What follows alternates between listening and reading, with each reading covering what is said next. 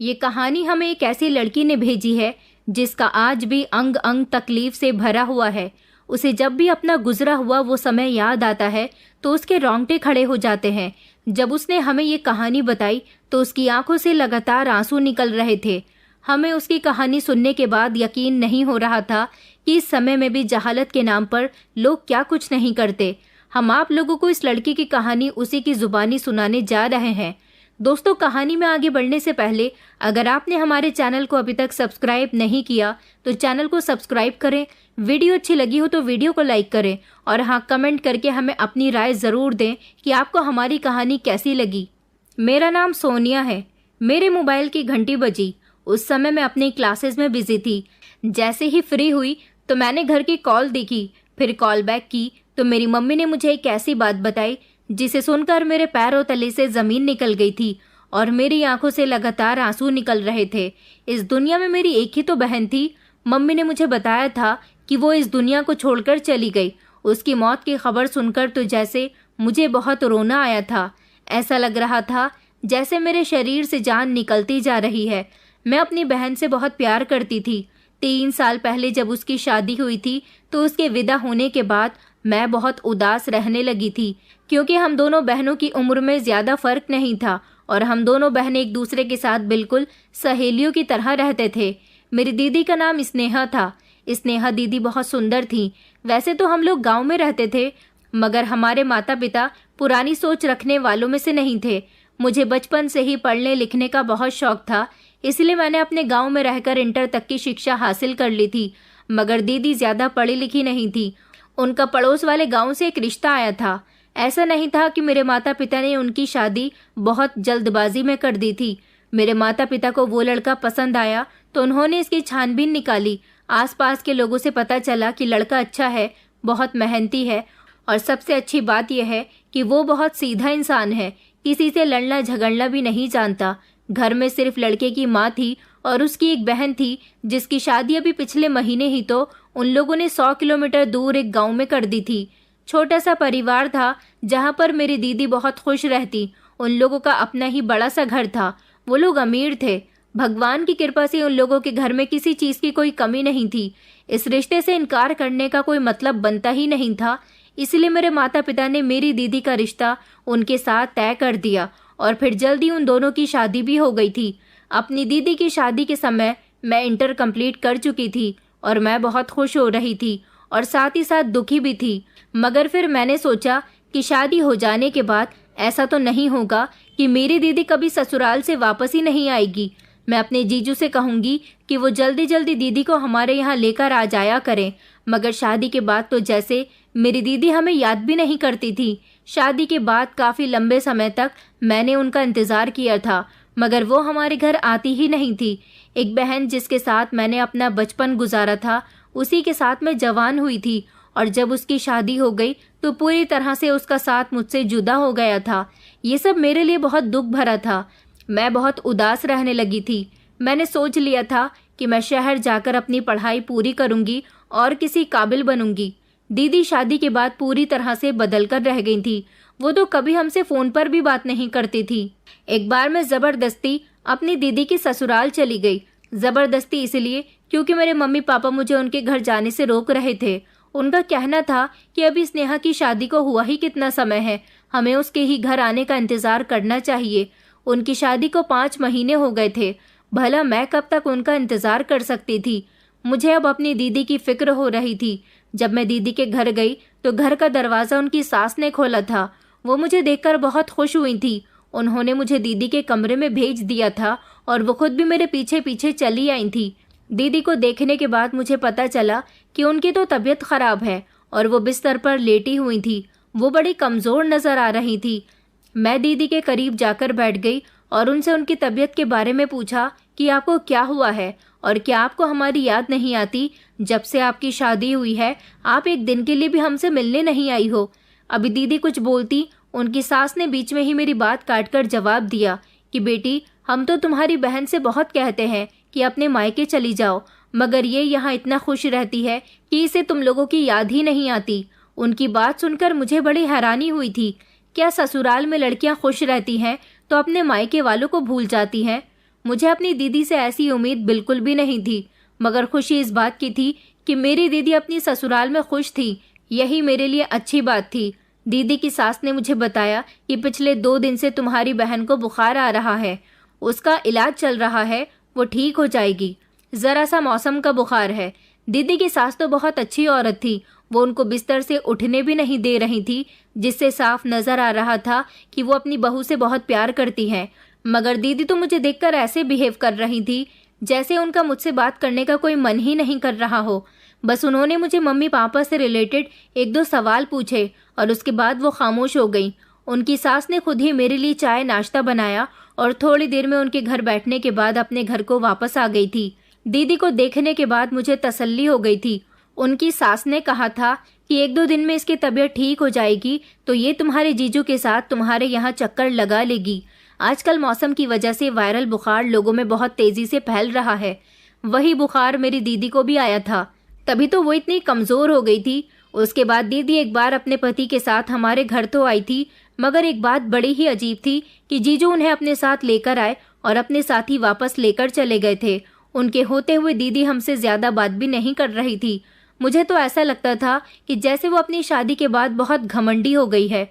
उसके बाद ही मैंने शहर में एडमिशन भी ले लिया था और फिर मैं अपनी पढ़ाई पूरी करने के लिए शहर चली गई और वहीं के हॉस्टल में मैंने रहना भी शुरू कर दिया। यहाँ आने के कुछ समय के बाद मुझे पता चला था कि दीदी माँ बनने वाली है और जब मम्मी ने मुझे ये खबर सुनाई तो मेरी खुशी के ठिकाने न रहे थे। मेरा मन कर रहा था कि मैं इसी समय दौड़कर दीदी के पास जाकर उन्हें मुबारकबाद दे दूं, लेकिन उस समय मेरे एग्जाम्स चल रहे थे। उस समय मुझे घर आने का मौका ही नहीं मिला था। ये माँ बनने वाली खबर भी दीदी की सास ने मम्मी को बताई थी। मम्मी भी हमेशा मुझसे यही शिकायत करती थी कि उसका पति और सास बहुत अच्छी है, न जाने उसे ससुराल जाने के बाद क्या हो गया कि वो हम लोगों से कोई संबंध रखना ही नहीं चाहती। ये बात तो मैं भी सोचती थी, मगर मैंने कभी अपनी जुबान से ये बात मम्मी से नहीं कही थी कि कहीं मेरी मम्मी को अपनी बेटी के मुंह से ये बड़ी बेटी की ऐसी बातें सुनकर गुस्सा ना आ जाए और वो मुझे ही ना डांट दे कि तुम अपनी बड़ी बहन के बारे में ये किस तरह की बातें कर रही हो। उस समय मैं एक बार अपने घर आई थी और दीदी से मिलने उनकी ससुराल गई थी। तब भी दीदी की सेहत बहुत कमज़ोर हो रही थी। अब की बार मैंने दीदी से ही पूछा था कि आप इतनी कमज़ोर क्यों हो गई हो, शादी से पहले तो आप ऐसी नहीं थी। तब दीदी ने कहा कि प्रेगनेंसी है ना, इस वजह से इतनी कमज़ोर हो रही हूँ। दीदी के 9 महीने पूरे हुए तो उन्होंने बेटी को जन्म दिया था। ये खबर जब मुझे मिली तो मैं बहुत खुश हुई थी। 1 ही घंटा गुजरा था कि मेरे पास जब क्लासेस के दौरान दोबारा से मम्मी की कॉल आई और उन्होंने मुझे बताया कि दीदी इस दुनिया में नहीं रही, तो मैं हैरान भी हुई थी। दीदी ने बेटी को जन्म दिया था और उसके 1 घंटे के बाद वही दुनिया को छोड़कर चली गई थी। ये खबर मेरे लिए किसी गम से कम नहीं थी। मैं वहां से दौड़ी दौड़ी अपने घर वापस आ गई थी। फिर हम सब लोग मिलकर दीदी के ससुराल चले गए। वहां जाकर जब हमने दीदी को देखा तो दीदी का शरीर पूरी तरह से नीला पड़ा था। मैंने मम्मी से कहा था कि जब आपने मुझे दीदी की बेटी पैदा होने की खबर सुनाई थी तो मैंने आपसे पूछा था कि दीदी कैसी है, तो आपने कहा था कि वो बिल्कुल ठीक है। तो फिर 1 घंटे के बाद ऐसा क्या हुआ कि दीदी की मौत हो गई? मम्मी कहने लगी कि ये तो मैं भी नहीं जानती। मेरे पास तुम्हारे जीजू का फ़ोन आया था। उन्होंने मुझे बताया था कि स्नेहा ने बेटी को जन्म दिया है। हम लोग वहां जाने की जल्दी जल्दी तैयारी कर रहे थे।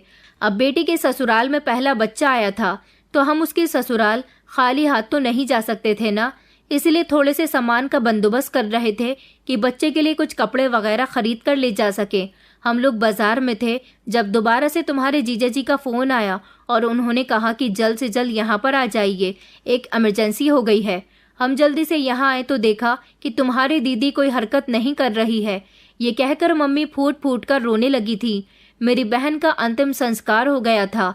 सबसे ज्यादा अफसोस मुझे उसकी छोटी सी मासूम सी बच्ची को देखकर हो रहा था, जो इतनी मासूम थी कि इस दुनिया में आने के बाद उसने अपनी माँ को ही खो दिया था। आखिर इस बच्ची का क्या कसूर था? बेचारी एक दिन भी अपनी माँ का प्यार न पा सकी। मैंने अपनी भांजी को अपनी गोद में ले लिया था और इसका ख्याल मैं ही रख रही थी।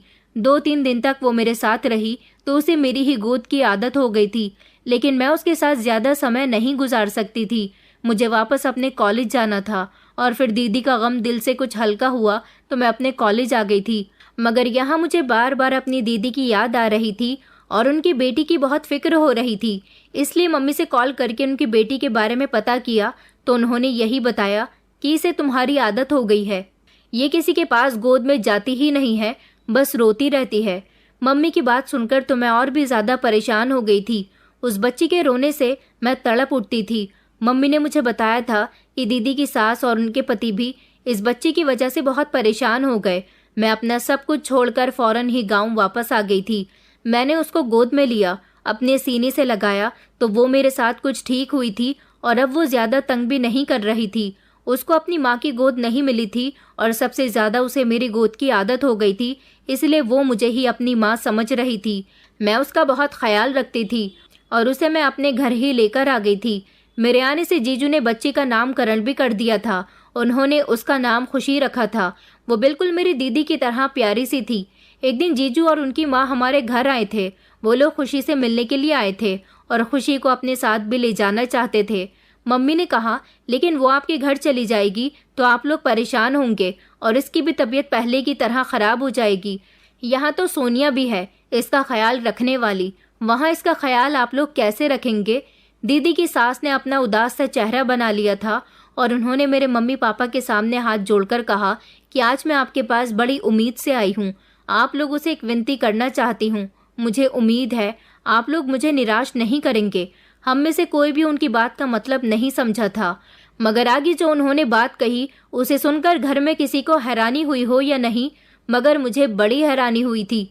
उन्होंने कहा था कि खुशी सोनिया के साथ ठीक रहती है। मैं चाहती हूँ कि आप लोग सोनिया की शादी मेरे बेटे दीपक के साथ कर दीजिए। स्नेहा भी तो हमारे घर में खुश रहती थी ना। आपकी बेटी को कभी हमारे घर में किसी तरह की तकलीफ नहीं होगी। इस तरह आपकी छोटी बेटी भी हमारे घर में बहुत खुश रहेगी। अगर हम खुशी की खातिर उसके लिए दूसरी माँ ले भी आए, शायद वो दूसरी औरत खुशी को सगी माँ की तरह प्यार करे भी या नहीं, मगर उसकी मासी ही उसकी माँ बनकर उसकी ज़िंदगी में शामिल हो जाएगी तो कभी खुशी के साथ भेदभाव नहीं होगा। मेरे मम्मी पापा को एक तरह से उनकी बात बिल्कुल ठीक लगी थी, मगर मैं जीजू से शादी नहीं कर सकती थी। अभी मुझे पढ़ना था, मैं अपना करियर बनाना चाहती थी। उस समय तो मैं खुशी को अपनी गोद में लेकर कमरे में आ गई थी, मगर मम्मी पापा ने मुझे उनके जाने के बाद बहुत समझाया था। उन्होंने कहा था कि बेटा, अपनी भांजी की खातिर इस शादी के लिए हाँ कर दो, क्योंकि तुम्हारे एक सेक्रीफाइस से तुम्हारी भांजी को तुम जैसी माँ का प्यार मिल जाएगा, जो मासी बनकर और माँ बनकर उसे प्यार करेगी। देखो, वैसे भी एक न एक दिन तुम्हारी शादी होनी ही है, तो क्यों ना तुम अपनी भांजी की खातिर अपनी बहन के पति से ही शादी कर लो। इस तरह तुम्हारी बहन की आत्मा को भी खुशी मिलेगी और तुमसे बेहतर खुशी की परवरिश कोई नहीं कर सकेगा। तुमने देखा नहीं कि तुम्हारे बिना इसे रहने की अब आदत नहीं है। मम्मी पापा ने मुझे बहुत समझाया था। मैंने उन्हें बताया था कि मैं आगे पढ़ना चाहती हूँ। मम्मी ने कहा कि बेटा, आगे पढ़कर और कामयाब होने के बाद भी तुम्हें शादी तो एक न एक दिन करनी ही है ना। क्या तुम्हें इस मासूम बच्ची का रोता हुआ चेहरा नजर नहीं आता? इसके खातिर तुम ये फैसला कर सकती हो। मैंने मम्मी से कहा भी था कि अगर जीजू चाहे तो कहीं और शादी कर सकते हैं। मैं सारी जिंदगी खुशी का ख्याल रखने के लिए तैयार हूँ। मम्मी कहने लगी, लेकिन एक बच्चे को माँ और पिता दोनों के प्यार की ज़रूरत होती है। सिर्फ तुम्हारे प्यार से उसकी ज़िंदगी नहीं गुजर सकती, और फिर पिता भी तो अपनी बच्ची के बगैर नहीं रह सकता ना। उन्होंने मुझे सोचने के लिए 2 दिन का समय दिया था। उधर दीदी की सास को भी यही कह दिया था कि वो 2 दिन बाद उन्हें फाइनल जवाब देंगे। मैंने भी दिमाग लगाकर सोचा कि दीदी की ससुराल अच्छी है, जीजू उन्हें बहुत खुश रखते थे, उनके पास किसी चीज़ की कोई कमी नहीं थी। और फिर खुशी के बारे में सोचते हुए मेरा दिल तड़प उठता था। मैंने कह दिया था कि मैं इस शादी के लिए तैयार हूँ, और इस तरह मेरी शादी मेरी स्वर्गवासी बहन के पति दीपक से हो गई थी। उनके साथ मैंने अपनी ज़िंदगी की नई शुरुआत भी कर दी थी। उन्होंने शादी की पहली रात ही मुझसे वादा किया था कि वो मुझे बहुत खुश रखेंगे। शादी के बाद मैं खुशी को बिल्कुल माँ बनकर पाल रही थी, उसका बहुत ख्याल रखती थी। कुछ दिन तक तो मुझे यहाँ कुछ भी अजीब सा महसूस नहीं हुआ था, लेकिन मैंने अब धीरे धीरे नोटिस करना शुरू कर दिया था कि दीपक तो खुशी को गोद में लिया करते थे, उससे बातें करते थे, उसे प्यार करते थे, मगर उनकी माँ खुशी से बहुत दूर दूर रहती थी। वो तो उसे गोद में लेना तक पसंद नहीं करती थी। एक बार मैं नहाने के लिए जा रही थी।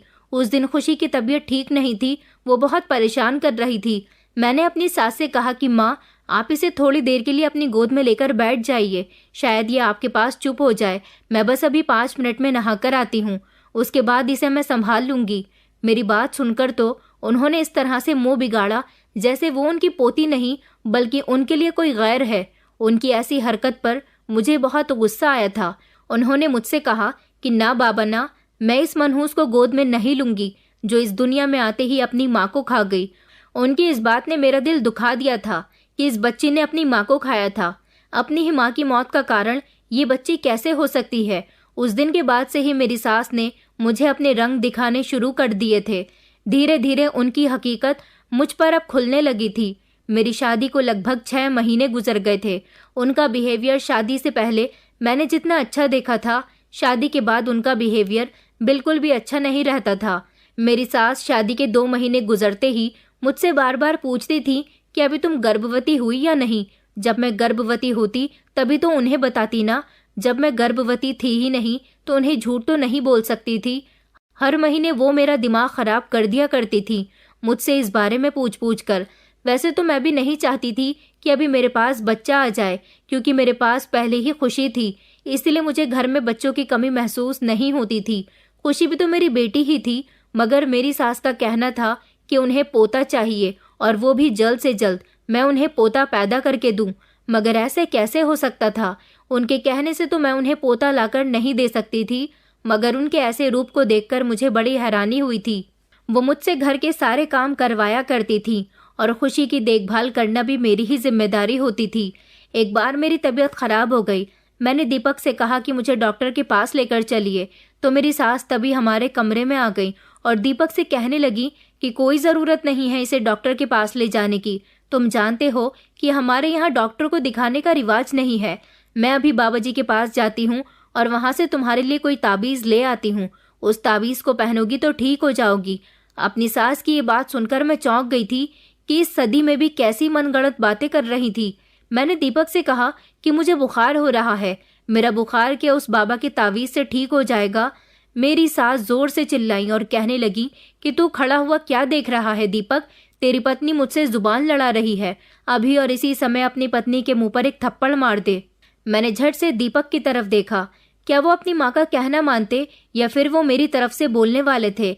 उन्होंने ना तो अपनी माँ की साइड ली थी और ना ही मेरी साइड ली थी। उन्होंने पहले तो अपनी माँ को कमरे से बाहर जाने के लिए कहा और फिर मुझसे कहने लगे कि तुम बिस्तर पर लेट कर आराम करो, तुम्हारी तबीयत ठीक नहीं है। ये कहकर वो कमरे से बाहर चले गए थे। मुझे बहुत गुस्सा आया था। मुझे दीपक ने दवाई लाकर ही नहीं दी थी। मेरी सास बाबा जी के यहाँ से ताबीज़ लेकर आई और वो उन्होंने मुझे मेरे बाजू में बांधने के लिए कहा। कहने लगी कि थोड़ी ही देर में तेरी तबीयत बिल्कुल ठीक हो जाएगी। मगर मैंने वो ताबीज़ किसी के कहने पर भी नहीं बांधा। मेरी सास को बहुत गुस्सा आया। वो कहने लगी कि इतनी बदतमीज़ तो तेरी बहन भी नहीं थी जितनी बदतमीज़ तू है।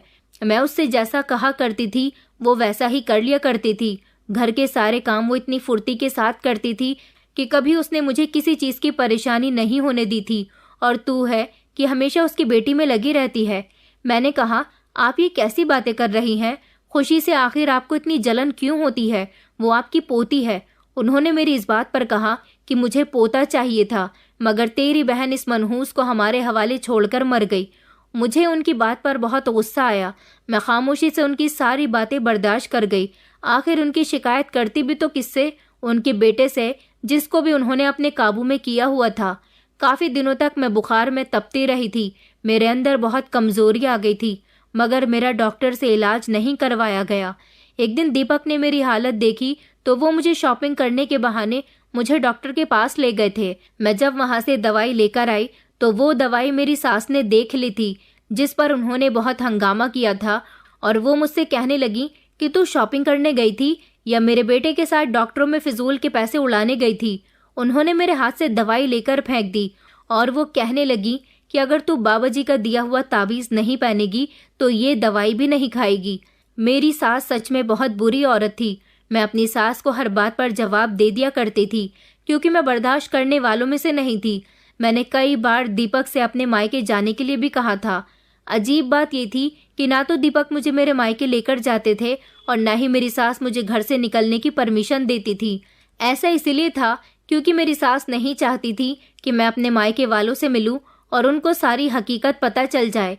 जिस दिन से शॉपिंग के बहाने से दीपक मुझे डॉक्टर के पास ले गए थे और ये बात मेरी सास को पता चल गई थी, उस दिन से मेरी सास ने मुझ पर पूरी तरह से पाबंदी लगा दी थी। और फिर एक दिन ऐसा हुआ कि मैं खुद ही ठीक हो गई थी। ना तो मुझे दवाई की ज़रूरत पड़ी थी और ना ही बाबा जी के ताबीज़ की ज़रूरत पड़ी थी, मगर मैं अंदर ही अंदर बहुत कमज़ोरी महसूस करती थी। मेरे पास यहाँ मोबाइल भी नहीं था। मैंने कई बार दीपक से कहा था कि मुझे मेरे मम्मी पापा से बात करनी है, मगर उन्होंने भी साफ इनकार कर दिया था। उन्होंने कहा था कि तुम्हारी दीदी भी तुम लोगों से बात नहीं करती थी, इसलिए बेहतर यही होगा कि तुम भी अपने मायके में ज़्यादा बातें मत किया करो। हमारी भी बहन शादीशुदा है, वो भी हमें कभी फ़ोन नहीं करती और ना ही ज़्यादा हमारे घर आती है। मैंने कहा कि ज़रूरी तो नहीं हर लड़की आपकी बहन की तरह हो, क्या पता आपकी बहन को आपकी फ़िक्र ना हो, मगर मुझे तो अपने घर वालों की बहुत फ़िक्र है। ना तो मैं आपकी बहन की तरह हूँ और ना ही अपनी बहन की तरह हूँ जो शादी करने के बाद अपने घर वालों को पलटकर भी ना देखे। इस बात पर दीपक मुझसे बहस करने लगे, कहने लगे कि जिस दिन से तुम्हारी शादी हुई है तुम्हारे घर वालों ने भी तो तुम्हें पलटकर कभी नहीं देखा। न तुम्हारी माँ और ना ही तुम्हारे पापा एक बार भी यहाँ तुमसे और खुशी से मिलने के लिए नहीं आए, जबकि अब तो हमसे उनके डबल डबल संबंध हो गए। दीपक जिस तरह से बातें कर रहे थे उस हिसाब से मुझे यही लगता था कि वो हमेशा अपनी माँ के कहने में रहते हैं। क्या वो मेरी बहन के साथ भी ऐसा ही किया करते थे? और एक तरह से दीपक ने भी बिल्कुल ठीक कहा था कि मम्मी पापा मुझे इस घर में भेजने के बाद पूरी तरह से भूल गए थे। एक बार भी उन लोगों ने यहाँ आने की कोशिश नहीं की थी, मुझसे मिलने की कोशिश नहीं की थी। एक दिन मैं छत पर कपड़े फैलाने के लिए गई थी, जब मुझे ऐसा लगा जैसे नीचे से किसी के बोलने की आवाज़ आ रही है। मैं जैसे ही सारे कपड़े डालने के बाद नीचे आई तो ये देखकर मुझे हैरानी हुई थी कि मेरे मम्मी पापा आए हुए थे। मैं झट से मम्मी पापा के पास गई तो वो लोग मुझसे ऐसे नज़रें फेर रहे थे जैसे मैं उनकी बेटी नहीं हूँ। न जाने मेरे मम्मी पापा को क्या हो गया था। वो लोग जाने लगे तो मैं दरवाजे तक भागकर उनके पास गई और कहने लगी कि मम्मी पापा आप लोग कहाँ जा रहे हैं? 2 मिनट बैठिए तो सही। क्या आप लोगों का मुझसे मिलने का मन नहीं करता या फिर आप लोग मुझे भूल गए हैं? मेरी बात सुनकर पापा ने मुझे जवाब दिया। पापा कहने लगे कि हम तुम्हें भूल गए हैं या तुम हमें भूल गई हो। तुम तो अपनी बहन को बहुत कहा करती थी कि शादी के बाद वो बदल गई है। तुम भी तो शादी के बाद भूल गई हो। हमें तुम्हारी सास ने बताया कि वो कई बार तुमसे कह चुकी हैं कि तुम अपने मायके चली जाओ, मगर तुम्हारा कहना है कि मैं ससुराल में बहुत खुश हूँ, मेरे पास वहाँ जाने के लिए टाइम नहीं है। जबकि तुम्हारी सास ने हमें खुद बताया कि दीपक ने तुम्हें मोबाइल दिया था ताकि तुम हम लोगों से कांटेक्ट कर सको, मगर तुमने ये कहकर उसे टाल दिया कि तुम हमसे कोई बातचीत नहीं करना चाहती। जब तुम्हारा मन करेगा तो तुम दीपक का मोबाइल लेकर हमसे बात कर लिया करोगी। मम्मी पापा के मुंह से ये बात सुनकर तो जैसे मेरे होश उड़ गए थे। मेरी सास ने सरासर उनसे झूठ बोला था। जैसा वो लोग सोच रहे थे ऐसा तो कुछ भी नहीं था। मम्मी कहने लगी कि तुम्हारी सास ने हमें बताया कि तुम उनसे बहुत जुबान दराजी करती हो। वो स्नेहा को याद करके बहुत रो रही थी। उनका कहना है कि उनके लिए स्नेहा ही बहुत अच्छी थी। तुमने उन्हें बहुत परेशान किया हुआ है। हमें तुमसे ऐसी उम्मीद नहीं थी सोनिया। क्या हमने तुम्हें यही संस्कार दिए थे? मम्मी पापा को मैं बहुत यकीन दिलाने की कोशिश कर रही थी कि मैंने ऐसा कुछ नहीं कहा, मगर उन लोगों ने मेरी एक न सुनी। वो लोग तो मेरी सास की बातों में आकर इतनी ढेर सारी बातें मुझे सुनाकर वहाँ से जा चुके थे। अगर एक बार वो अपनी बेटी की बात भी सुन लेते तो क्या चला जाता। मेरे लाख रोकने पर भी वो लोग नहीं रुके। मैं घर के अंदर आई और मैंने अपनी सास से कहा कि आखिर आज ये आपने क्या हरकत की है? आपने मेरे मम्मी पापा से झूठ क्यों बोला? मेरी सास खामोशी से मेरी बातें सुनती रही। उन्होंने पलटकर मुझे कोई भी जवाब नहीं दिया। यह औरत सच में बहुत चालाक थी। अब मुझे समझ आ रहा था कि मेरी दीदी हमारे घर क्यों नहीं आती थी। ज़रूर मेरी सास ने ही उन पर आने जाने की पाबंदी लगाई होगी। मुझे याद आया कि एक दिन उन्होंने मुझसे दीदी के बारे में यही सब कहा था जो उन्होंने मेरे मम्मी पापा को मेरे बारे में बताया था। अब इस घर में मेरा हर दिन और हर रात रोते रोते गुजरती थी। मैं यहाँ बिल्कुल भी खुश नहीं थी। सिर्फ खुशी की खातिर मैं इस घर में अपनी ज़िंदगी गुजार रही थी। बस यही तक ही काफ़ी नहीं था, अभी तो मुझ पर और जुल्म होने थे। मेरी सास हमेशा मेरे पीछे पड़ी रहती थी कि तुम्हारी शादी को साल भर होने वाला है, मगर अभी तक तुम माँ नहीं बन सकी। चलो मेरे साथ, मैं तुम्हें अपने बाबा जी के पास लेकर जाना चाहती हूँ। मैं अपनी सास की बात सुनकर चौंक गई। मैंने फौरन ही उन्हें इनकार कर दिया कि मैं किसी बाबा के पास नहीं जाऊंगी। मैं गर्भवती नहीं हो रही, इसमें ऊपर वाले की मर्जी है, वो जब चाहे मुझे औलाद दे दे। मेरी सास कहने लगी कि देखो, बाबा जी के पास बहुत सारे लोग आते हैं जिन्हें जल्दी बच्चा चाहिए होता है, और बाबा जी के इलाज से तुम जल्द ही गर्भवती हो जाओगी। इस बात पर मैंने अपनी सास को फौरन ही इनकार कर दिया था, बल्कि मैंने इस बात पर बहुत हंगामा किया था।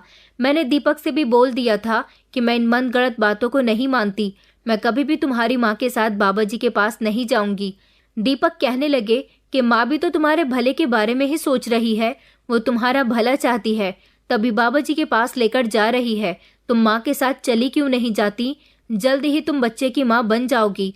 मैंने कहा कि मुझे अभी बच्चा नहीं चाहिए। मैं अपने बच्चों में अगर बिजी हो गई तो खुशी की परवरिश ठीक से नहीं हो सकेगी, और तुम जानते हो कि खुशी की खातिर ही हम दोनों की शादी हुई है। दीपक कहने लगे कि खुशी बेटी है, मगर माँ को बेटे की ख्वाहिश है। बेटा पैदा करने के लिए तो तुम्हें माँ बनना ही पड़ेगा। मैंने चौंकते हुए उनसे कहा था कि तुम लोग बेटा बेटी में फर्क करते हो, मुझे शर्म आती है तुम जैसे लोगों पर। अब मैं कुछ नहीं कर सकती थी। अपने रिश्ते को बचाने की खातिर और खुशी की खातिर मुझे इस घर में वो सब कुछ करना होता था जैसा ये लोग मुझसे करवाना चाहते थे, क्योंकि दीपक भी अपनी माँ की साइड से ही बोल रहे थे और वो भी यही चाहते थे। इसीलिए मैं अपनी सास के साथ उस बाबा के पास चली गई। बाबा ने मुझे एक ताबीज़ पहनने के लिए दिया। मैं ये सब करना तो नहीं चाहती थी, मगर मजबूर थी। बाबा ने मेरी सास से कहा कि अपनी बहू को रोटी या सब्जी बिल्कुल भी मत खिलाना, सिर्फ तुम्हारी बहू चावल खाए। चावल में खिचड़ी सबसे ज़्यादा मात्रा में खानी है। चावल का ज़्यादा से ज़्यादा सेवन करने से तुम्हारी बहू जल्द ही गर्भवती हो जाएगी और वो बेटा ही पैदा करके देगी। ये बात सुनकर तो मेरी सास बहुत खुश हुई थी, मगर मेरी आंखें फटी की फटी रह गई थी कि वो बाबा ये किस तरह की फिजूल बातें कर रहा था। वहां पर उस बाबा की बातों से बेवकूफ़ बनने वाली औरत मेरी सास ही नहीं, बल्कि और भी बहुत सारे लोग मौजूद थे जो इस बाबा की उल्टी सीधी बातों में आकर बहुत खुश हो रहे थे और उसे ढेर ढेर सारे पैसे देकर जा रहे थे।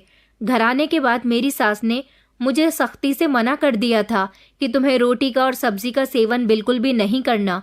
मेरी सास मुझे दिन रात चावल खिलाती रहती।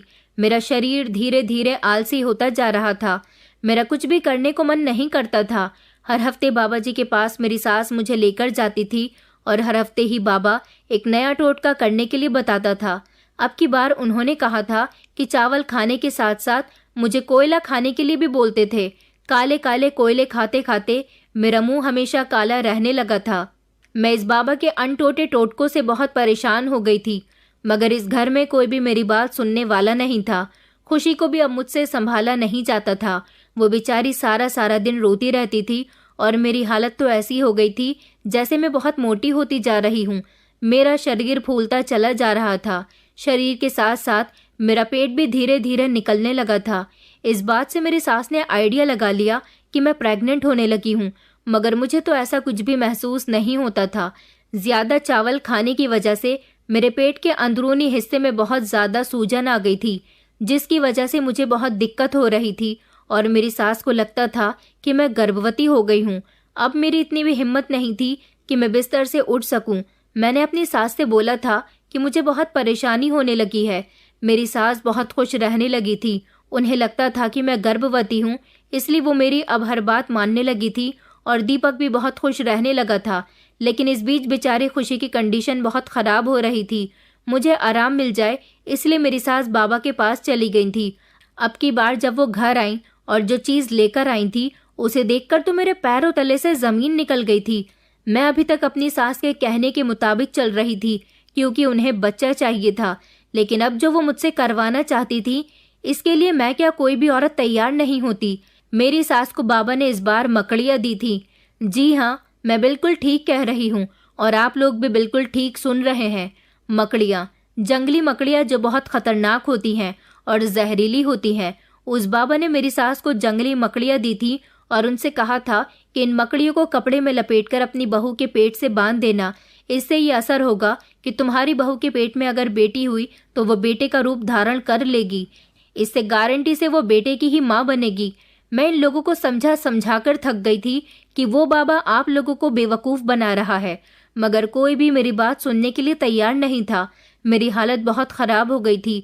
मैं हमेशा दीपक से कहती रहती थी कि प्लीज़ मुझे डॉक्टर के पास लेकर चलो, मगर वो मुझे डॉक्टर के पास लेकर जाता ही नहीं था। कहता था कि माँ जैसा कहती है वैसा ही करती रहो। मेरा पति क्यों चाहता था कि मेरी जान पर बने, इन मकड़ियों का शिकार बनूं मैं। और एक अजीब बात ये थी कि इन मकड़ियों को मुझे सिर्फ अपने पेट पर ही नहीं बांधना था, बल्कि मुझे सारी रात एक चरपाई पर अपने हाथ पैर बांधकर लेटना भी था।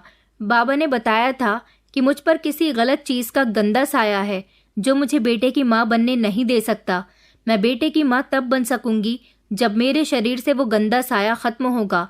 मकड़ियाँ पेट से बांधने के बाद मुझे जितनी तकलीफ होगी, मैं जितना चीखूंगी चिल्लाऊंगी, मेरी आवाज़ों से उतना ही वो गंदा साया मेरे शरीर से बाहर निकलेगा और मेरे पेट के अंदर बेटे का आविष्कार होगा। मैं अब कुछ करने काबिल न रही थी। मेरी सास ने रात के समय खुद ही मुझे बिस्तर पर लिटाया और मेरे पेट पर उन मकड़ियों को बांध दिया। मेरे हाथ पैर भी चारपाई से बांध दिए थे। मुझे हैरानी इस बात की थी कि मेरा पति खुशी को लेकर दूसरे कमरे में जाकर सो गया था। उसने एक बार भी ये नहीं सोचा कि मकड़ियाँ पेट पर बांधने के बाद मेरा क्या हाल होगा, जबकि मेरी सास मेरे बराबर में ही चारपाई डालकर सारी रात मुझे देखती रही थी। मैं जोर जोर से चीख रही थी, चिल्ला रही थी। उन मकड़ियों के डंक मेरे पेट पर गल रहे थे। ऐसा मेरे साथ सिर्फ एक रात नहीं हुआ था, बल्कि हर रात मेरी सास मेरे साथ यही सब कुछ करती रही थी। मेरी हालत इतनी ख़राब हो गई थी कि मेरा शरीर पूरी तरह से नीला पड़ चुका था। मेरी तकलीफ़ इनमें से किसी को दिखाई नहीं देती थी। मेरी आवाज़ भी मेरे मुंह से नहीं निकलती थी। मैं बिल्कुल बेजान लाश की तरह हो गई थी।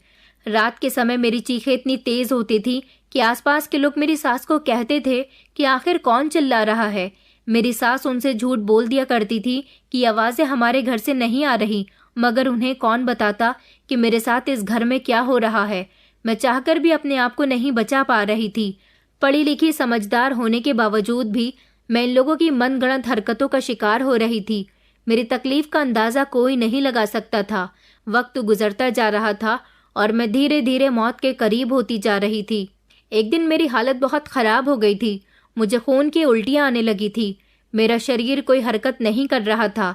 जब मेरी सास ने मेरी यह हालत देखी तो वो मुझे डॉक्टर के पास तब भी नहीं लेकर गई, बल्कि वो मुझे अपने गांव में मौजूद दाई के पास ले गई।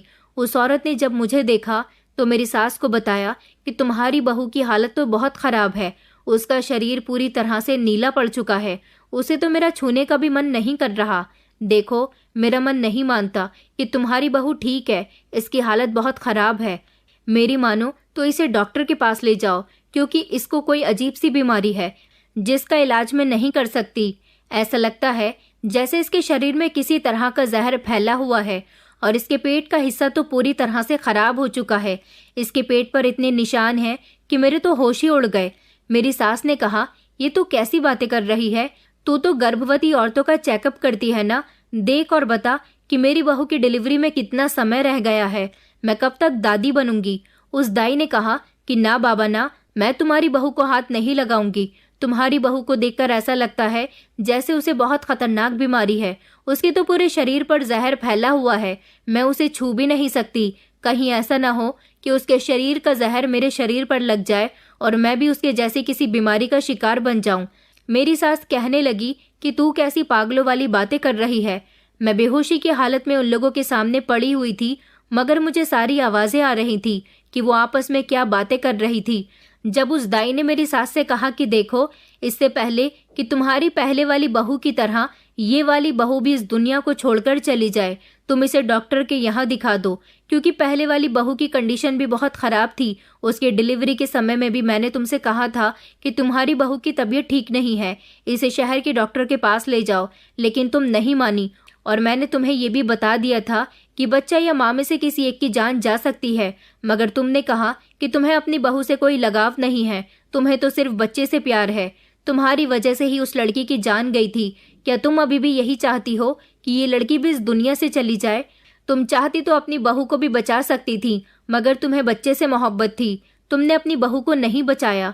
अब तुम इसके साथ भी यही करने वाली हो, मगर मैं इसकी मौत की जिम्मेदार नहीं बनना चाहती। इसे तुम मेरे पास से ले जाओ। ये सब सुनकर तो जैसे बेहोशी की हालत में ही मुझे अपनी बहन याद आने लगी थी। मेरी आंखों से आंसू निकलने लगे थे। आज मुझे हकीकत मालूम हुई थी कि इन लोगों ने मेरी बहन को कितना सताया था। जितना ये लोग मुझे सता रही थी उतना ही इन्होंने मेरी बहन को भी सताया होगा। जो मेरी सास मेरे साथ कर रही है वही सब इन्होंने मेरी दीदी के साथ भी किया था। तभी तो वो बेचारी इस दुनिया को छोड़कर वक्त से पहले ही चली गई। और आज ये दाई जो सब कुछ कह रही थी वो सब मेरी सास का ही किया धरा था। मेरी सास पोते की चाहत में इतनी अंधी हो गई थी कि ना तो उसे अपनी पोती पसंद थी, उसने मेरी बहन की भी जान ले ली और अब वो मेरी जान भी दांव पर लगा चुकी थी। दाई तो मुझे छूने के लिए भी तैयार नहीं थी। फिर मेरी सास मुझे बाबा के पास लेकर गई तो बाबा ने भी यही कहा था कि तुम्हारी बहू गर्भवती है, इसका इलाज हमारे पास नहीं है, इसका इलाज तो कोई औरत ही कर सकती है। अब मेरी सास के पास कोई दूसरा रास्ता नहीं बचा था। मेरी सासें अटक अटक कर चल रही थी। मेरे पति को शायद मुझ पर अब तरस आ गया था। मेरी सास ने जब दाई और बाबा की बात दीपक को बताई तो उसको बेहद अफसोस हुआ था। वो मेरी यह हालत अपनी आंखों से शायद बड़ी मजबूरी से देख रहा था। मैंने देखा कि उसने मुझे गोद में उठा लिया। मेरी सास कहने लगी कि इसे कहाँ लेकर जा रहा है। मेरे पति ने कहा कि मैं इसे डॉक्टर के पास लेकर जा रहा हूँ। मेरी सास कहने लगी, मगर डॉक्टर के पास क्यों, हम किसी और दाई के पास भी तो चल सकते हैं ना, आस पड़ोस के गांव में बहुत सारी दाइयाँ हैं। मेरे पति ने कहा, अब बस भी कर दो माँ, तुम ये क्या कह रही हो। तुमने स्नेहा की भी जान ले ली और अब तुम चाहती हो कि सोनिया भी इस दुनिया से चली जाए। तुम्हारी वजह से सोनिया की ये हालत हुई है। सोनिया हमारे घर में बिल्कुल ठीक आई थी और तुमने बाबा के टोटके आजमा आजमा कर उसको इतना बीमार कर दिया। मैं ये सब कुछ सिर्फ इसी खातिर देखता रहा कि तुम्हें पोता चाहिए, मगर अब मुझे ऐसा लगता है कि सोनिया जिंदा नहीं बचेगी। मैंने अपनी स्नेहा को तो खो दिया, मगर मैं सोनिया को नहीं खो सकता। उधर खुशी का भी अपनी माँ के बिना बुरा हाल हो रहा है। मैं उसको उसके नाना नानी के घर छोड़कर आया हूँ। वो लोग उसका ख्याल रख रहे हैं। अगर सोनिया ना बची तो शायद खुशी भी इस दुनिया में जिंदा नहीं रह सकेगी। मेरी सास कहने लगी कि तू किस तरह की बातें कर रहा है, पागल हो गया है क्या? चल मैं तेरे साथ दाई के पास चलती हूँ। मगर दीपक ने कहा कि अब आपको मेरे साथ चलने की कोई ज़रूरत नहीं है, मैं अपनी पत्नी का इलाज खुद करवा सकता हूँ। मैंने कभी आपकी बात को नहीं टाला, मगर जैसी हालत आपने सोनिया की कर दी उससे मुझे यही लगता है कि मैं जल्द ही सोनिया को खोने वाला हूँ। लेकिन अगर मैंने स्नेहा की तरह सोनिया को भी खो दिया तो शायद मैं आपको कभी माफ़ नहीं करूँगा। मुझे इसकी हालत बहुत ख़राब लग रही है। मेरी सास मेरे पति को लाख रोकती रही, मगर दीपक ने उनकी एक न सुनी और वो मुझे लेकर शहर के अस्पताल आ गए। जब उन्होंने मुझे अस्पताल में एडमिट करवाया तो डॉक्टर ने मेरा अल्ट्रासाउंड किया। अल्ट्रासाउंड में जो बात आई उसे देखकर तो डॉक्टर्स की भी चीखें निकल गईं। अस्पताल में एक अजब सा माहौल पैदा हो गया था। सभी लोग मेरे पति को बुरा भला कह रहे थे। ऐसा इसलिए था क्योंकि अल्ट्रासाउंड में आया था कि मेरे पेट में मकड़ियां पैदा हो रही हैं। मेरे पेट में कोई बच्चा नहीं था, बल्कि मेरे पूरे शरीर में मकड़ियों का जहर फैल गया था। मुझे एक तरह का इन्फेक्शन हो गया था। मेरे पति से उन लोगों ने पूछा कि आखिर इस लड़की की यह हालत कैसे हुई, तो मेरे पति ने मजबूरन वहां की एक लेडी डॉक्टर को ये सब कुछ बता दिया। लेडी डॉक्टर को मेरे पति की बात सुनकर बहुत गुस्सा आया था। उन्होंने कहा कि तुम जैसे मर्दों को शादियां नहीं करनी चाहिए। तुम जैसे लोग दूसरों की बेटियों को जानवर समझते हो, तभी तो उनके साथ जानवरों से भी बदतर सलूक करते हो। तुम्हें और तुम्हारी माँ को तो जेल की सलाखों के पीछे होना चाहिए, लेकिन ये समय इन बातों का नहीं है। हमें जल्द से जल्द इस लड़की की जान बचानी होगी। काफी हद तक इस लड़की के शरीर में जहर फैल चुका है। इसके शरीर की खाल भी पूरी तरह से बेकार हो गई, मगर हम अपनी पूरी कोशिश करेंगे कि तुम्हारी पत्नी को बचा सकें। मेरे पति ने फौरन ही डॉक्टर के पैर पकड़ लिए और उनसे कहा कि डॉक्टर, आप जैसा कहेंगे मैं वैसा करूंगा। जितने पैसे मेरी पत्नी के इलाज में खर्च होंगे मैं वो सब करने के लिए तैयार हूँ, मगर प्लीज मेरी पत्नी को बचा लीजिए। मेरी छोटी सी मासूम सी बच्ची है। मैं नहीं चाहता कि मेरी छोटी सी बच्ची अपनी माँ से फिर से दूर हो जाए। डॉक्टर ने कहा, फिर से दूर हो जाए का क्या मतलब है? फिर दीपक ने उनको मेरी और मेरी बहन की पूरी कहानी सुनाई। डॉक्टर ने जब ये बात सुनी तो उसने अपने कानों को हाथ लगा लिए, क्योंकि डॉक्टर को भी इस बात पर यकीन नहीं आ रहा था कि आज भी इस दुनिया में ऐसे लोग मौजूद हैं जो बाबा लोगों के कहने में आकर अपनी बहुओं की जिंदगी के साथ खेलते हैं। डॉक्टर ने मेरे पति से कहा कि तुम्हारी पत्नी का इमरजेंसी में ऑपरेशन होना है, क्योंकि उसका ऑपरेशन करना बहुत ज़रूरी है। मेरे शरीर में खून की मात्रा बहुत कम हो गई थी। जो मकड़ियाँ मेरे पेट से बांधी जाती थी, उन मकड़ियों ने मेरे पेट के अंदर इस तरह से अपना जहर फैलाया था कि मेरे पेट में इस जहर से मकड़ियाँ बनने लगी थीं। तभी तो मेरी हालत इतनी ख़राब हो गई थी। डॉक्टर ने शहर के बेस्ट स्पेशलिस्ट सर्जन डॉक्टर्स की पूरी टीम को ऑपरेशन के लिए बुलाया था। मेरा ऑपरेशन लगभग 8 घंटे तक चला था, मगर उन लोगों ने मेरे पेट से उन मकड़ियों को निकाल दिया। मेरे पेट के काफ़ी सारे ऐसे अंग थे जो खराब हो गए, मगर डॉक्टर से जितना हो सका उन्होंने वो सब किया। दवाइयाँ और मशीनों के जरिए मेरे शरीर से सारा मकड़ियों का जहर भी खींच लिया गया था।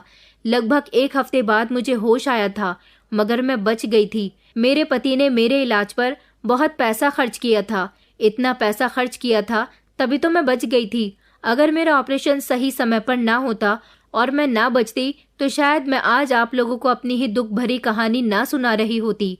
वहाँ पर मौजूद डॉक्टर की पूरी टीम और वो पूरा अस्पताल हैरानी में पड़ गया था। सोशल मीडिया पर मेरी खबर खूब वायरल हुई थी, मगर इस बीच मेरे पति की पहचान छुपा दी गई थी। अस्पताल वाले चाहते थे कि मेरी सास को सजा हो, मगर मेरे पति ने उनके आगे हाथ जोड़े थे और कहा था कि आप लोगों को क्या मिलेगा, मेरी बूढ़ी माँ को सजा दिलवाकर उन्हें सजा मैं अपने हिसाब से खुद दे दूंगा। बस एक बार मेरी पत्नी होश में आ जाए।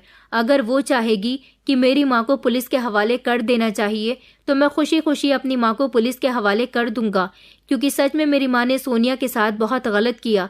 लेकिन ऐसा भी हो सकता है कि जेल जाने के बाद भी उन्हें अकल ना आए, उन्हें अकल किसी और तरीके से आए। डॉक्टर कहने लगे, ये तुम लोगों का फैमिली मैटर है, मगर तुम लोग अपना फैमिली मैटर अपने हिसाब से सुलझा लोगे तो ज़्यादा बेहतर रहेगा। डॉक्टर ने मेरा इलाज बहुत अच्छे तरीके से किया था और फिर जब मैं धीरे धीरे ठीक होने लगी तो मेरी बात दीपक से हुई थी। मैंने अपनी सास को माफ़ तो नहीं किया, मगर डॉक्टर को मैंने अपना ये बयान दे दिया था कि मैं अपनी सास को जेल नहीं भेज सकती। मेरी सास को भी शायद अपनी गलती का एहसास होने लगा था, क्योंकि जब ये बात क्लियर हुई कि मैं माँ नहीं बनने वाली थी, ज़्यादा चावल खाने से मेरा शरीर सूज रहा था और अंदर ही अंदर मेरा शरीर खोखला हो रहा था, जिससे उन्हें लगता था कि मैं गर्भवती हूँ और वो बाबा उनको बेवकूफ़ बना रहा था, जो मेरी सास से बहुत सारे पैसे अब तक वसूल कर चुका था। मेरी सास का विश्वास बाबा से उठ गया था, जो हर बार उनसे यही कहता था कि तुम्हारी बहू गर्भवती है, मगर मैं गर्भवती नहीं थी। मेरे पेट में मकड़ियों का इन्फेक्शन हो गया था, जिससे मेरा पेट फूल रहा था। सारी सच्चाई खुलकर मेरी सास के सामने आ गई थी। मेरी सास मुझसे माफ़ी मांगना चाहती थी, मगर बहुत शर्मिंदा थी। ये खबर मेरे घर वालों को भी पता चल गई तो उन्हें भी बहुत गुस्सा आया था। आस पड़ोस के लोगों को भी ये बात पता चली। सब लोग चाहते थे कि मेरी सास को इस मोहल्ले से ही निकाल दिया जाए, मगर मैंने ऐसा नहीं होने दिया। मैं चाहती थी कि मेरे और मेरी बहन के साथ उन्होंने जो किया उसकी सज़ा उन्हें ऊपर वाला दे, मगर मैंने सोच लिया था कि मैं अपनी सास के साथ कभी भी नहीं रहूंगी। वो एक बहुत बुरी औरत थी, जो उस बाबा की मनगढ़ंत बातों में आकर न जाने क्या क्या कर बैठी थी। उस बाबा के ऊपर से भी लोगों का विश्वास धीरे धीरे उठने लगा था। मेरे घर वाले मुझे अपने साथ लेने के लिए आए थे, मगर दीपक ने उन्हें भरोसा दिलाया था कि पहले जो मेरे साथ हो चुका है वो अब कभी नहीं होगा। उसने मेरे माता पिता से अपनी माँ की तरफ से माफ़ी मांगी थी। मेरे घर वालों को अब मेरी बहुत फिक्र हो रही थी। अब वो मुझसे मिलने के लिए हर दूसरे तीसरे दिन आते रहते थे, मगर मेरी सास में काफ़ी हद तक सुधार आ गया था। वो हम लोगों से नज़र तक नहीं मिलाती थी, मगर कहते हैं ना कि ऊपर वाला बुरे कर्मों की सज़ा सबसे पहले इस दुनिया में ही देता है। कुछ ही दिन गुजरे थे जब मेरी नंद रोते पीटते हुए हमारे घर में दाखिल हुई थी। उसको रोते हुए देखकर मेरी सास का दिल फट पड़ा। उन्होंने अपनी बेटी को गले से लगाया और उससे उसके रोने की वजह पूछी और पूछा कि तुम इतनी दूर से अकेली यहाँ क्यों आई हो, आखिर क्या परेशानी हो गई। उसने बताया कि उसकी शादी को 3 साल हो गए, मगर अभी तक वो गर्भवती नहीं हो सकी। उसकी सास उसे बांझ होने के ताने देती हैं, दिन रात उसे परेशान करती हैं। उसका पति भी उससे परेशान हो गया और वो भी दिन रात उससे कहता है कि उसे बच्चा चाहिए, क्योंकि अब इंतज़ार की हद हो गई है। 3 साल उन लोगों के लिए बहुत मायने रखते थे, जबकि मेरी सास ने मेरा 1 साल में ही जीना दुश्वार करके रख दिया था। मेरी नंद रो रो कर कह रही थी कि उसके पति ने उसे डिवोर्स देकर निकाल दिया। उसने कहा कि कभी आप लोगों को मेरी याद नहीं आती, कभी आप लोगों ने मुझे पलटकर तक नहीं देखा। आप लोग नहीं जानते कि उन लोगों ने मुझ पर कितने सितम ढाए। वो लोग ना तो मुझसे कभी आपसे बात करने दिया करते थे और ना ही कभी मुझे यहाँ आने दिया करते थे। मेरी सास ये समझती थी कि उनकी बेटी अपनी ससुराल में खुश है और उसका घर दूर है, इसलिए उन लोगों ने कभी उसके घर जाने की कोशिश नहीं की थी और बेटी भी इसीलिए घर नहीं आती थी, मगर वो उसके पति से थोड़ी बहुत बातचीत कर लिया करते थे। हर बार उसका पति इन लोगों को यही कहकर तसल्ली दे दिया करता था कि उनकी बेटी बिल्कुल ठीक है और हमारे घर में बहुत खुश है।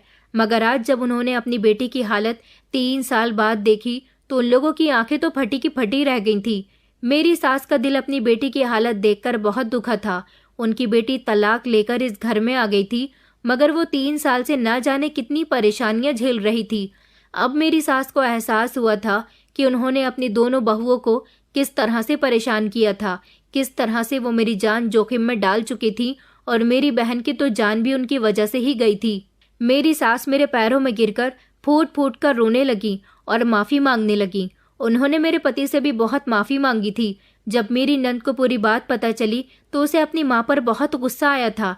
उसने अपनी माँ से कहा कि माँ, आपके ही कर्मों का फल था जो शादी के बाद मुझे मिला। आपने मेरी दोनों भाभियों को तंग किया, तभी तो आपकी बेटी के साथ भी बहुत गलत हुआ। जब मेरी सास ने हम दोनों बहनों को परेशान किया तो भला उनकी बेटी कैसे सुखी रह सकती थी। मेरी सास को उनके किए की सज़ा उनकी बेटी की तकलीफ के रूप में मिल गई थी, मगर मैं नहीं चाहती थी कि मेरी नंद परेशान रहे, क्योंकि मेरी नंद बहुत सीधी सादी थी। उसकी शराफत का फ़ायदा उसके ससुराल वालों ने खूब उठाया था। मैं तो बांझ नहीं थी, मगर मेरी नंद अपनी ससुराल वालों की नज़र में बांझ थी, तभी तो वो लोग उसे इतना सताया करते थे। और मेरी सास पोते के लालच में अब तक काफ़ी बुरे काम कर चुकी थी। उन्होंने अपने सारे बुरे कामों की माफ़ी ऊपर वाले से भी मांगी थी। वो अब दिन ब दिन बीमार रहने लगी थी और उन्हें भी ऐसे ही बीमारी लग गई थी कि वो बिस्तर से भी ना उठती थी। वो दिन रात रोती रहती थी, अपनी बेटी को देखकर परेशान होती रहती थी और अपनी बीमारी की वजह से वो खड़ी भी नहीं हो पाती थी। मगर धीरे धीरे मैं ठीक होने लगी थी। मेरे अंदर वो फुर्ती तो नहीं थी जो पहले रहती थी, लेकिन मेरी जान बच गई थी। यही मेरे लिए बहुत था। मैं खुशी के साथ और अपने पति के साथ आज बहुत खुश थी। मैंने अपनी नंद को भी देखा था जो अपनी किस्मत पर रोती रहती थी और अपनी माँ से उनकी हरकतों की वजह से उनसे बात तक न करती थी। वो अपनी बर्बाद जिंदगी की वजह अपनी माँ को ही समझती थी। काफ़ी साल इसी तरह से गुजर गए। मेरी सास का इलाज मेरा पति करवाया करता था, मगर उन्हें कोई दवाई लगती ही नहीं थी। मैंने अपनी सास को माफ़ कर दिया था, मगर मेरे दिल में उनके लिए बिल्कुल भी इज्जत न थी। मेरे पति को अपनी बहन का बहुत ख्याल था, इसलिए उन्होंने मेरी नंद के लिए रिश्ते देखने शुरू कर दिए और फिर फाइनली मेरी नंद का रिश्ता मेरे पति के दोस्त के साथ तय हो गया था। वो लड़का बहुत अच्छा था और जल्द ही मेरी नंद की शादी उसके साथ हो गई। अब की बार भी उसकी शादी एक भरे पूरे परिवार में हुई थी। वहाँ पर मेरी नंद खुश रहती थी। मेरी सास को इस बात से अंदाज़ा हो गया था कि जैसा वो अपनी बहू के साथ करती थी, ऐसा ही उनकी बेटी के साथ भी हुआ करता था। अब जब वो अपनी बहू को तंग नहीं कर रही थी, इसलिए उनकी बेटी अपनी ससुराल में खुश रह रही थी। इंसान को उसके बुरे कर्मों का सिला मिलकर ही रहता है। मेरी सास आज भी बिस्तर पर पड़ी हुई है, आज भी अपने मरने की दुआएं करती है, मगर उनको मौत नहीं आती। कुछ समय के बाद मैं भी गर्भवती हो गई और ऊपर वाले ने मुझे बेटा दिया। मेरी सास को अब एहसास हो गया था कि हम जिस चीज़ के पीछे हमेशा भागते हैं, वो चीज़ हमसे उतना ही दूर हो जाती है, और जिस चीज़ को हम ऊपर वाले के भरोसे छोड़ देते हैं, ऊपर वाला वो चीज़ हमें खुद ब खुद दे देता है। मेरी सास जो हमेशा पोते के लिए बहुत तड़पती थी, आज वो इस काबिल न रही थी कि अपने पोते को अपनी गोद में भी ले सकती। आप लोग मुझे बताइए कि मैंने अपनी सास को माफ़ करके ठीक किया, या जो मेरी सास ने मेरे साथ किया था वो सही था। अपनी राय हमें कमेंट में ज़रूर दीजिएगा। मेरी ये दुख भरी कहानी आप लोगों को कैसी लगी, इस बारे में भी ज़रूर बताइएगा। दोस्तों, उम्मीद करती हूँ आपको हमारी कहानी पसंद आई होगी। कहानी पसंद आई है तो वीडियो को लाइक करें, चैनल पर नए हैं तो चैनल को सब्सक्राइब करें और हाँ, नोटिफिकेशन बेल को ज़रूर दबाएं ताकि अगली अपडेट सबसे पहले आपको मिले।